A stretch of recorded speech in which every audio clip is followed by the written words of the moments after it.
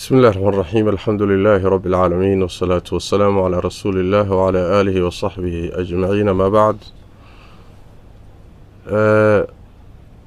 waxaan jeclahay inaan halkan ka soo jeediyo fariin ama risaalo fariintani waxay dhamaystir u tahay fariimihii saddexda ahaa ee aan khudbadii jumcada daraad aan ku jeediyey ama ku sheegay fariimahaas oo ku kala socday ragga haya xilka Soomaaliya u sareeya iyo qolada mucaaradka ee doonaysa inay ka riixaan oo ay ka qaataan iyo shacabka dalka iska leh fariimo saddexa oo saddexda dhinac ku kala socda ayaan khudbadii jumcada kaga hadlay daraad waxaan doonayaa markaa inaan dhamaystiro oo qayb ka dhimanayd aan ku daro oo ah fariin ku socota labada mas'uul midna uu mas'uulka ka yahay dowlad goboleedka Puntland Saciidani iyo kan labaad oo mas'uulka ah Jubbaland oo Axmed Madoobe ama Axmed Sheekh Maxamed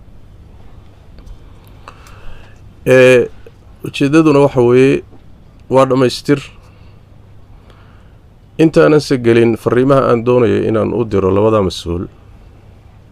waxaan jeclahay inaan baraarujiyo saddex qodob qodobka hore waxa weeye khudbadii saddexda fariimood xambaarsaneed ee wada socda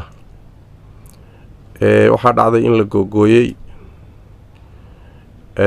qolyo kala taageersan jihooyinkii aan u diray fariimaha ama saxaafada ha noqoto ama dad kaleeta ha noqdeen waxaa dhacday khudbadii inta la jarjaro qolo walba qaybta iyada ka khusaysa intay gooyaan inay markaasi ay jihada kale u isticmaalaan arrintaasina waa arrin khalad ah kolay cidda u bareedhay way u bareedhay laakiin dadweynuhu inay ogaadaan hadalku inuu wada socday uu muxuu ahaayey isdhammaystirayey haddii la googooyana macnihii loogu talagalay macno aan ahayn baa ka soo baxaya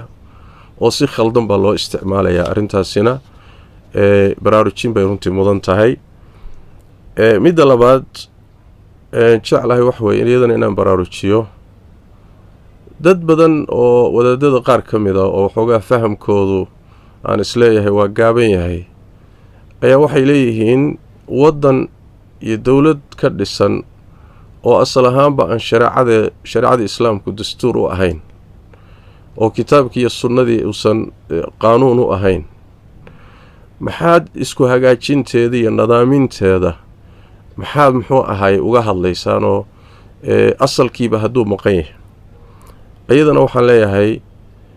shareecadu waxay qabtaa laba qodob oo isa saaran ama laba arrimood oo isa saaran midda koowaadi waxa weeye in diinta qaybaheeda kala duwan dadweynaha iyo dowladda ay dhaqan ka dhigtaan oo nidaam kale iyo dastuur kale aan meesha la soo gelinin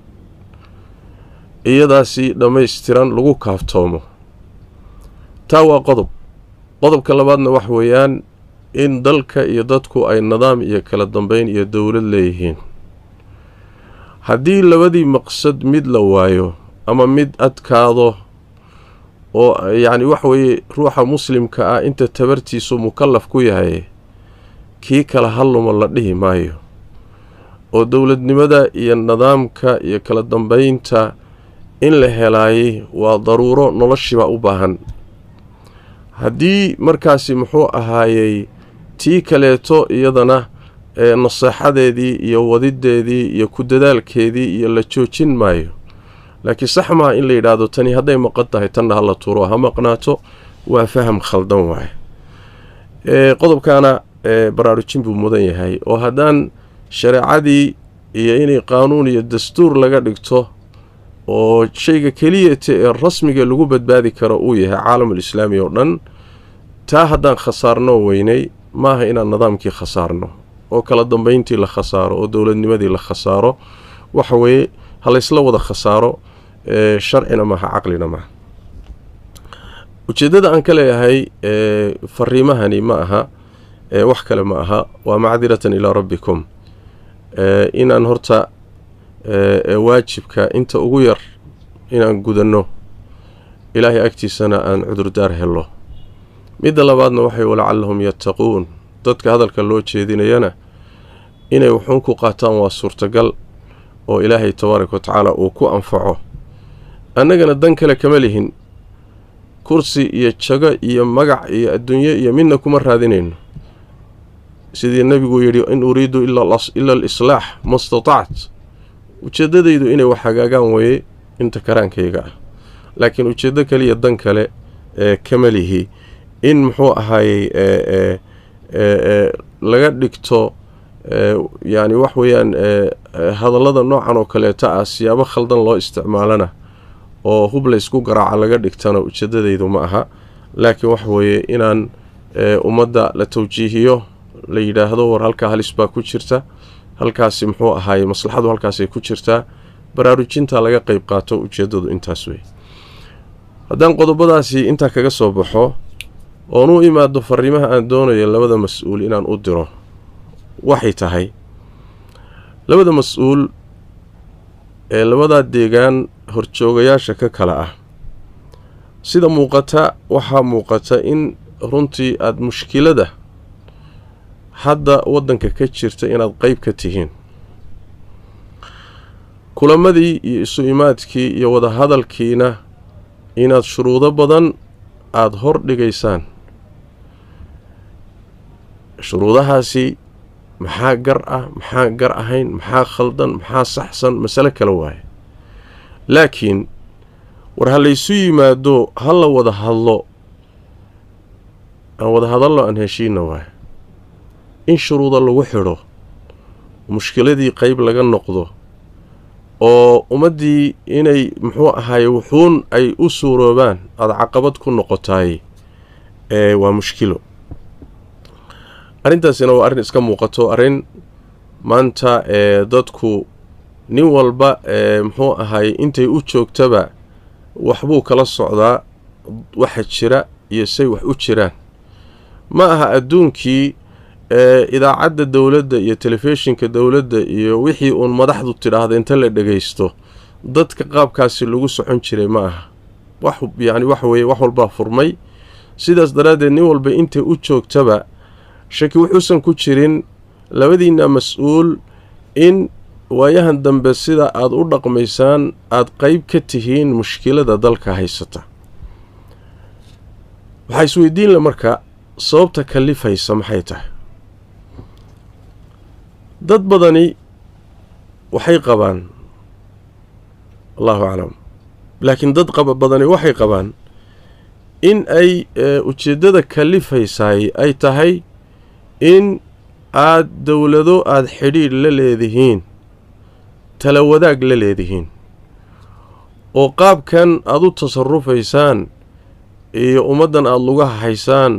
ama aada shafka kaga fadhidaan inay muxuu ahay isu timaado heshiis gaadho oo wax laysla meel dhigo oo aada caqabadaha iyo shuruudaha faraha badan ku xidhaysaan arrintaasi inay ajendo shisheeyo tahay tuhmadaa waa la qabaa dad badanna waa rumaysan yihiin haddayse jirto aniga waxaan leeyahay hadday jirto waxaan leeyahay waa khayaano marka koowaadii waxa weeye waa khayaano mas-uuliyadeed waa khayaano ummadeed khayaano qaran baa la yidhaahdaa ka horna waa khayaano ilaahay la khayaamay waaye dalkaagii iyo deegaankaagii iyo ummaddaadii iyo diinteedii iyo inaad dalal kale oo waddanka dana kale oon maslaxadiisa ka shaqaynaynin inaad tala wadaag kala yeelato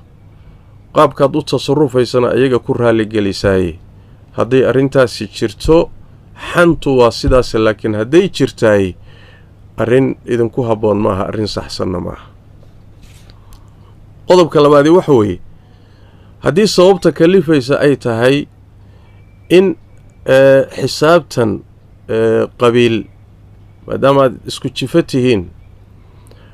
ay tahay muxuu ahaye xisaabtan ku dar iyo ka go iyo inaga maxaadan inoogu jirta iyo waxbaa inagaga maqan hadday xisaabtanku nooca yahayna oo jifo xisaabtankeed aad markaasi u samaynaysaan waxyaalaha muuqdana markaasi waxa weeye waxay mudan tahay inaad dib u xusuusataan muxaasasada qabaliga ah iyo annagoo ree hebela waxbaa naga maqan iyo intay wax naga maqan yihiin laysu imaan maayo hadday sidaas tahay sababtuna waa tii lagu halaagsamay waana tii lagu baaba'ay waana waxa heerkaa maanta ina dhigay waa ta noocaasoo kale ah waaye inaan marka waxa weye caqligeedii iyo garaadkeedii waaye aragnimadeedii ka faa'iidaysan weynaaye iyadana waa caqli xumo waa hadday tahay waa haddii sababtu ay tahay cadaawad shakhsi ah oo idinkala dhaxaysa ninka xilka haya mas-uulka xilka ugu sarreeya haya haddii ay tahay cadaawad idinkala dhaxaysa meelaad isku qoonteen fadhiyaad isku qabsateen waa la isu dhaartay car iyo car baa laysyidhi hadday tahay isqoonsi shakhsiya oo adiga idinkii idinkala dhexeeya ninka oo ay tahay ama isaga waa inuu meesha ka baxo ama waa inay ummaddu kala maqnaato hadday sidaas tahay waa waxay soomaalidu yaqaanaan isxiniya taabadka iyo nin necbaysi hadday tahayna hadday arrintu sidaa tahayna ma habboona nin baan isnecebnahay iyo hebel baan isdiidannahay inaad ummadda u kala haysaan oo aad muxuu ahay lugaha u haysaan oo muxuu ahay nin necbaysi iyo nin hebel baannu isdiidannahay in masaalixdii waddanka halis loo geliyaayey ayaduna caqlina ma aha sharcina ma aha damiirna ma aha dadnimona ma aha hadday taa tahay sababta kalifaysa waxaan leeyahay marka caqliga u soo laabta oo xikmadda u soo laabta oo mas-uuliyadda aad haysaan waxa ka dhalanaya iyo muxuu ahay culayska ay leedahay dareema gobollada aad gacanta ku haysaan eed mas-uuliinta ka tihiin ee horjoogayaasha ka tihiin ayaa mashaakiil fara badani ka jiraan soomaalida kalena waa la qabtaaye nabadgelya la-aan khilaaf siyaasi ah marna deegaan iyo qabyaalad noqonaya sheegasho fara badan oo dadkii sheeganayaan oo dad fara badan ay dulmi tirsanayaan noloshii oo cidhiidhi gashay siyaasaddii oo laysku haysto meel walba muxuu ahay qoorta layskula jiro dadkii deegaamada aada horjoogayaasha ka tihiin ku noolaa ayaa dhibaato fara badan haysataa oo tan aad ka sheeganaysaan qoladanka aad ishaysaan aad ka sheeganaysaan intaa ka badan baa laga yaabaa deegaamadaad ka soo jeedaan in laydinka sheeganayo soo ma fiicna marka in aad dareentaan war kuwiina hoos joogay baaban mashaakishoodii xallin la'nahaye dalka oo dhan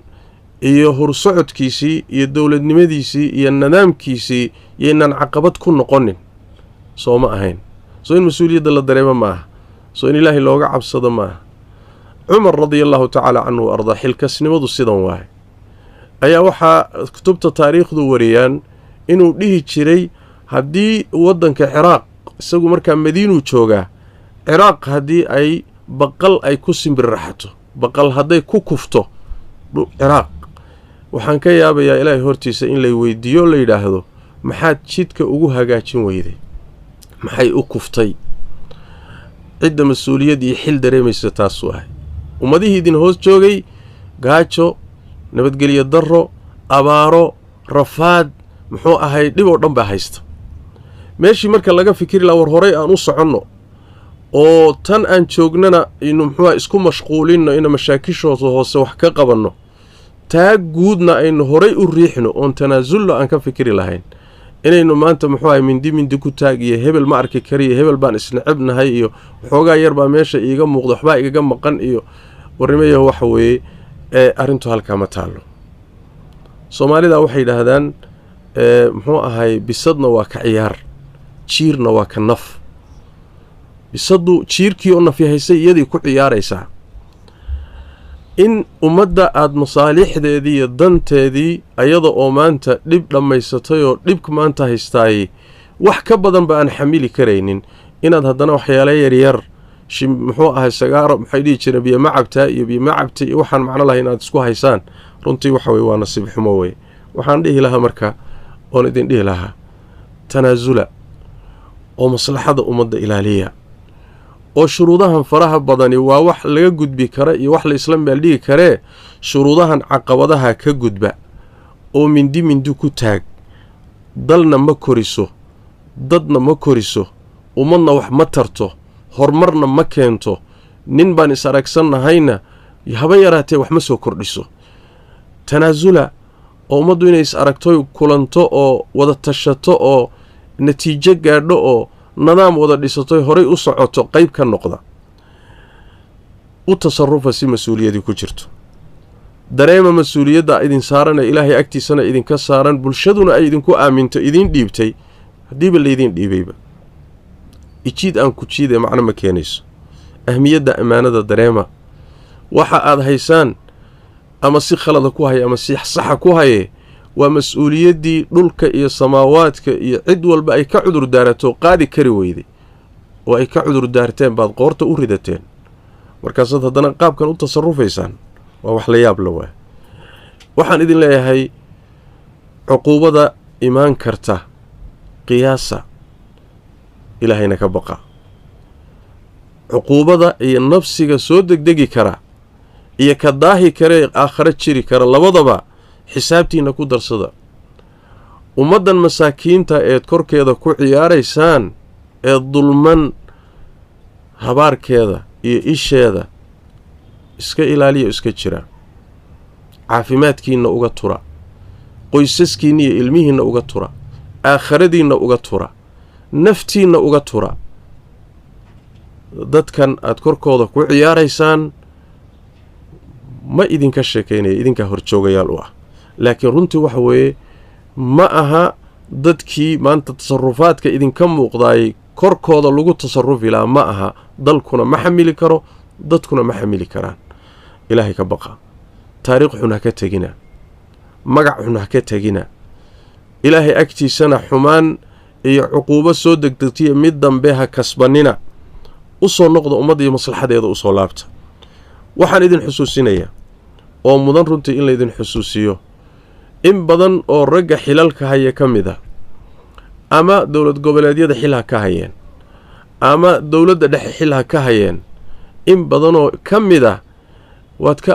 diinta aqoonteeda waad ku dhantaan maxaa yeelay labadiinna mid walba waxaan ka warhayaa inuu wixii la dhihi jiray saxwadii islaamiga ahaa uu qayb ka ahaa oo wadaadnimo laydinku tuhmo ama laydinku sheego oo aad diinta wuxuun ka taqaanaan marka in dadkii aad aqoon dhaanteen maanta ay idinku yeedhaan warkaalaya maslaxada imaadda warkaalaya fadhiga imaadda wartalada imaadda idinkuna aad muxuu ahaye aad diidaan ama shuruudo iyo caqabado hor dhigtaan sooma kitaab xoornimo ma aha yaa soo waxay soomaalidu dhihi jirta janno kaboodnimo ma aha soo ma noqon karayso tii ilaahay qur-aanka kariimkaa ku sheegay tabaaraka wa tacaala ruux aqoon leh oo haddana aqoontiisii aan ku dhaqmaynin tusaalaha xun ee qur-aanka kariimkii ka bixiyey marka nimayahow ilaahay ka baqa iska daaya idinkii qayrkiinba wax la yidhaahdo beesha caalamka iyo muraahanada aad muraahanaynaysaan beesha caalamka ilaahay tabaaraka wa tacaala ummadda dalkan burburay maalin buu ka soo bixiyey gacanta wax la yidhahdo beesha caalamka beesha caalamku wax ma dhisto waxbayse burburiyaan waa intaasoo dowladoodoo dana kale leh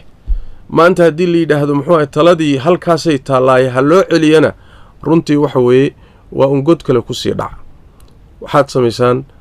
dalku haddaad idinka isfahmi weydeen wuxuu leeyahay culimuu leeyahay aqoon-yahan buu leeyahay dad cuqalaa buu leeyahay khubaruu leeyahay waayo arag buu leeyahay talo ummadda bannaankeeda ah ha aadina hana ku talinina tanaasula masaalixda dalka u tanaasula masaalixda ummadda u tanaasula shuruudan meel iska dhiga nin nacayb meel iska dhiga nin necbaysi meel iska dhiga hebel baan ishaynaa meel iska dhiga heel baanu masaalix iyo waxoogaa isku qabnaayo dana aanu isla heshiisnahay iska daaya waxaad miiska imaadda oo ha la wada tashado in la wada tashadana ogolaada una soo tanaasula caqabaadkan faraha badaneed hor dhigaysaan in ummaddu isu timaadana wax laga garaabi kara ma aha wax la fahmi karana ma aha tafaasiir fara badan oo runtii waxa weeye ummaddu inay ka bixiso oo ay ka timaado muxuu wixii la dhihi jiray muxuu ahay tuhmooyin fara badan ka yimaadaanna way imaanaysaa ama tuhmadaasi gar ha ahaato ama yaysan ahaanin leanna ruuxu meeshuu isdhigo shilalku isdhigaa lagu qalaa nabigana sal alla alay wasalam mawaadinu tuhamka in laga fogaadaay nebigu waa ku teliyey sal alla alay wasalam maslaxada caamka walaalayaal hormariya ummadda danteeda guudna hormariya waxyaalahan hoos-hoose yaryarkeed idinku isku aragtaaneed biyaha hoosteeda iska taabateenna waxyaalahaasi ka gudba oo si mas-uuliyad iyo odaynimo iyo akhyaarnimo ku jirto oo aad ummadda mas-uuliyadeeda ka danqanaysaan iyo maslaxadeeda guud u tasarufa tawfiiqdana allah idin wada waafajiyo allahna ina wada waafajiyo kelimaadkaasi idinkana waa idin leeyahay ummadda in kasta oo danaynaysa masaalixdeeda guudna waa u jeedinayaa waxaan ugu dambaysiinayaa ummadda soomaaliyeed aqoon-yahankeeda waayo araggeeda odayaasheeda culimadeeda inta maslaxada dalka iyo dadka ka danqanaysa waxaan rabaa inaan idhaahdo kelimada aan muxuu ahay fariintii hore ku gudbiyey unbaan sii xoojinayaa laakiin waxaan ku darayaa dalka nin siyaasad raba iyo nin siyaasad ku fadhiya iyo nin siyaasad doonaya keliya dalka ma laha dalka waxaa iska leh dadweynaha iska leh shacabkaa iska leh ummaddaa iska leh dalka in la badbaadsado oo loo sacyiyo oo laysu kaashado oo loo ordo sidii mushkilada looga gudbi lahaa